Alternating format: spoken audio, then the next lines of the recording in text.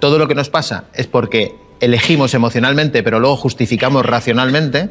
Cuando aprendes que esto funciona así, empiezas a observarte y dices, ostras, es verdad, siempre hago elecciones emocionales y luego justifico racionalmente. Cuando tú le preguntas a alguien, ¿vas a ir al gimnasio? Todo el mundo tiene una justificación racional fantástica. No, hoy no he ido porque tal o porque cual. Y tú dices, no. Tú has elegido emocionalmente no ir al gimnasio ya esta mañana y ahora lo estás justificando racionalmente. Pero esto nos pasa con cualquier cosa que hacemos, ¿no? Cuando ya superé esta definición del cerebro, ya estaba más acostumbrado, leí un libro de Jonathan Haidt que se llama La hipótesis de la felicidad, que es un libro maravilloso, y ahí me encontré con la mejor metáfora del mundo para explicar el cerebro. Y la metáfora es la siguiente: nosotros somos un jinete a lomos de un elefante. El elefante es absolutamente emocional y el jinete es racional. ¿Os imagináis un jinete tratando de domar a un elefante? Necesitamos a los dos. ¿Por qué? Porque el elefante es muy rápido, es emocional, lo quiere todo y lo quiere ya, pero el jinete, que es enclencle, que trata de dominar a la bestia, ¿vale?, nos sirve porque es el que ve las metas a medio y largo plazo. Es decir, necesitamos a los dos. Pero ¿qué ocurre? Que cuando hay un conflicto entre el jinete y el elefante, ¿sabéis quién gana? Gana siempre, siempre, siempre el elefante, siempre. Porque es mucho más rápido, porque es emocional, porque lo quiere todo y lo quiere ya. Entonces, ¿cuál es la clave de todo esto? Hay que entrenar al jinete para que pueda dominar al elefante. Los niños, por ejemplo, tienen un elefante muy desbocado. ¿Por qué? Porque tienen la inmediatez ahí. A medida que tú te vas haciendo más mayor, pues digamos que tratas de enfrentarte más al elefante, dominar más al elefante y tratar de que tu jinete sea mucho más poderoso. ¿Por qué postergamos? Pues precisamente por eso, por la diferencia entre el jinete y el elefante. Ahora, si yo os hiciera una encuesta ahora mismo y os preguntara si postergáis o procrastináis o dejáis cosas para mañana, ya sé lo que me vais a decir. De hecho, os diré que hay una encuesta a nivel mundial que se hizo, el 96% dijo que procrastinaba, el 4% se le olvidó rellenar la encuesta, ¿vale? O sea, somos bastante postergadores. Y tiene una razón física. La razón por la que postergamos es que tenemos muy mal domesticado al elefante y tenemos muy poco entrenado al jinete. Entonces, ¿qué hay que hacer? Hay que entrenar al jinete. Ahí está la clave del éxito.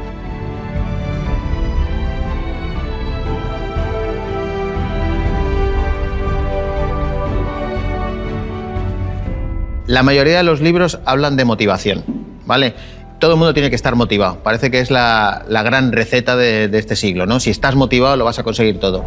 Y yo estaba escribiendo el libro y de repente leí un libro de José Antonio Marina, que es amigo, siempre se lo recuerdo, siempre que le veo, digo, tu libro me cambió la vida. Solamente por una frase, porque él decía que se ha dejado de hablar de fuerza de voluntad y ahora todo parece que está en la motivación. Entonces, ¿cuál es el problema? Parece que si no haces algo es porque no estás motivado. Y dices tú, pues todo lo contrario, si yo estoy súper motivado, no me sale por otra razón. ¿Y cuál es la razón? Pues que no tienes fuerza de voluntad. Entonces yo explico la diferencia entre motivación y fuerza de voluntad. Es como si fuera una vela con una cerilla. La cerilla es la motivación. Entonces, ¿tú qué haces? Como quieres hacer algo, pues enciendes la vela con la cerilla, obviamente, y de repente la vela se apaga. ¿Por qué? Porque hay poca cera. ¿Qué necesitas? Necesitas que la vela tenga mucha cera. No es una cuestión de encender la vela, es una cuestión de que la vela se mantenga encendida, es decir, que la llama perdure. Entonces, ¿tú qué prefieres tener? ¿10 cerillas y una vela muy chiquitita o una sola cerilla y una vela larga? Yo prefiero tener una sola cerilla y una vela larga, es decir, yo prefiero tener menos motivación, pero mucha más fuerza de voluntad. ¿Por qué no conseguimos nuestras metas? Porque no tenemos fuerza de voluntad, no es una cuestión de motivación. La motivación es como cuando empiezas en una relación o en un matrimonio. Al principio todo es fantástico, pero llega un momento que dices, ¿qué ha pasado? Que parece como que se te termina la llama, ¿no? Bueno, pues lo que tienes que hacer es entrenar, conseguir músculo, y esa fuerza de voluntad, ¿cómo se consigue? Pues a través de los hábitos. Cuanto más hábitos vas haciendo, más vas entrenando esa fuerza de voluntad. Y es una cuestión de hábito, hábito, hábito y hábito.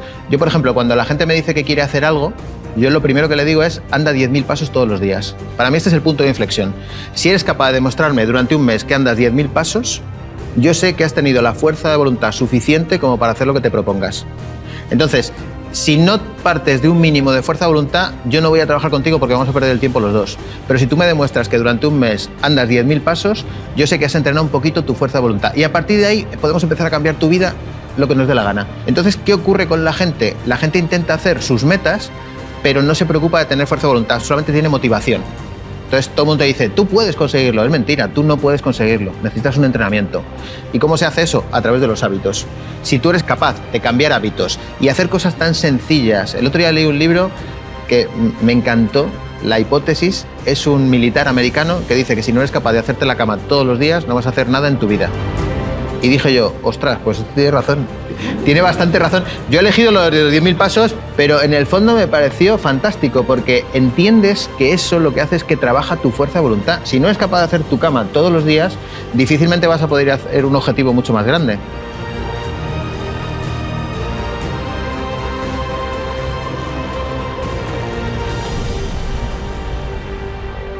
Pues mira, yo había intentado hacer hábitos toda mi vida y siempre había fallado. Siempre. De hecho, empiezo un hábito y ya cuando lo tengo, fallo. Había leído, todos vosotros supongo que conocéis esto de que hay que hacer un hábito durante 21 días para cambiar un hábito. Esto lo inventó William James, que era un psicólogo del siglo pasado, y yo, como había fallado, dije yo, pues debo ser muy burro, y entonces empecé a hacer hábitos de 30 días. O sea, mi método es hacerlo en 30 días. Entonces, ¿cómo se construye un hábito? El hábito tiene dos fases, una fase de construcción y una fase de mantenimiento. En la fase de construcción hay mucho sacrificio, pero poco beneficio, y en la fase de mantenimiento hay poco sacrificio, pero mucho beneficio. Es decir, tenemos que pasar ese Rubicón de hacerlo durante 30 días y a partir de ahí se vuelve automático. ¿Por qué funcionan los hábitos? Precisamente porque no merman fuerza de voluntad. Hay que tener en cuenta que la fuerza de voluntad hay que utilizarla en aquello que realmente queremos hacer. Después de eso, yo lo que hago es que construyo una pared. Yo tengo una aplicación, cada día que hago una cosa de un hábito, pongo un ladrillo, ¿vale? Día siguiente, lo marco, lo he hecho, otro ladrillo. Si en la fase de construcción fallo un solo día, la pared se viene abajo. Y tú dices, ¿y si es en el día 29? Se viene abajo y empiezo desde cero. No sabéis lo que fastidia. O sea, tú estás ahí construyendo y de repente llega el día 29, se te ha olvidado hacerlo y se va la pared para abajo. Tienes que empezar otra vez desde cero. Ahora, la buena noticia es que cuando tú tienes 30 días y has puesto la pared, solamente tienes que mantenerla. ¿Esto qué significa? Que si un día fallas, aparece una pequeña grieta. Si fallas 2 días, ya se viene abajo. Pero digamos que tienes como una especie de comodín. ¿Cuánto dura la fase de mantenimiento? Toda tu vida. ¿Cuánto dura la fase de construcción? Solamente 30 días. Si eres capaz de hacerlo durante 30 días, luego ya simplemente es mantenerlo. Y te aseguro que es muy fácil mantenerlo porque está en modo automático. No gastas fuerza de voluntad.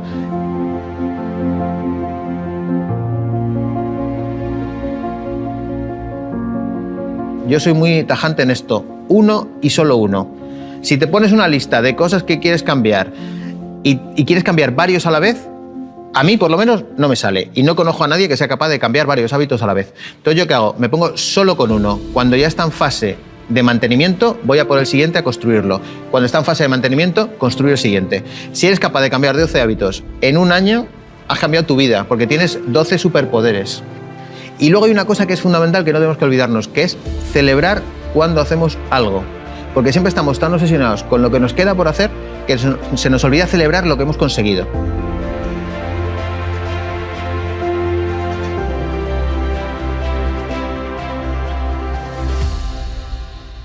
Os voy a contar, para terminar, mi película favorita. Mi película favorita se llama Atrapado en el tiempo. Os voy a recordar un poquito en qué consistía. Es un periodista que es bastante huraño, bueno, es un déspota, es un tipo bastante orgulloso, que no le cae bien la humanidad, y entonces tiene que ir a cubrir la noticia del Día de la Marmota a Pansatoni, al pueblo este famoso. Entonces sale la marmota, el tipo da la noticia, y cuando van a salir se dan cuenta de que hay una ventisca, con lo cual no pueden salir físicamente. Y al día siguiente, cuando se despierta, se da cuenta que está en el mismo día. Es decir, está atrapado físicamente y atrapado temporalmente. Y pasa todos los días. No puede salir porque hay una ventisca y al día siguiente siempre es el mismo día. Bienvenidos, hoy es el Día de la Marmota. Por eso se llama el Día de la Marmota, porque es todo el rato está repitiendo lo mismo. Entonces, ¿este señor qué hace? Se desespera por completo. Porque se da cuenta de que no puede salir de ahí. Entonces empieza a portarse mal, empieza a intentar ligar a diestro y siniestro, empieza a robar, o sea, se desespera por completo.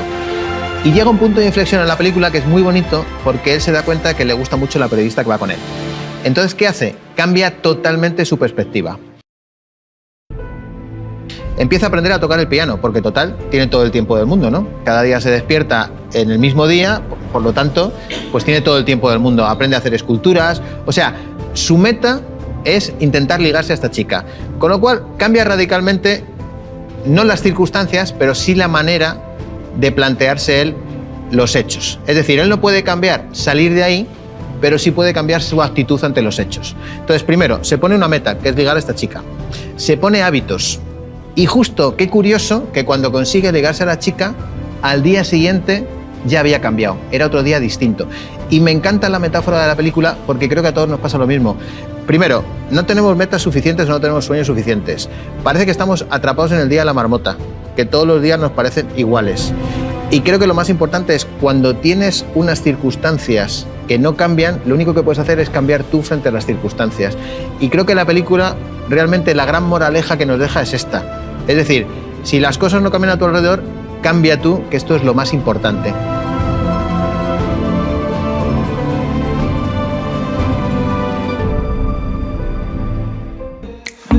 Dig my hands deep down in the dirt. Take a walk along the street if I'm feeling dessert. All of this convenience just doesn't work for me.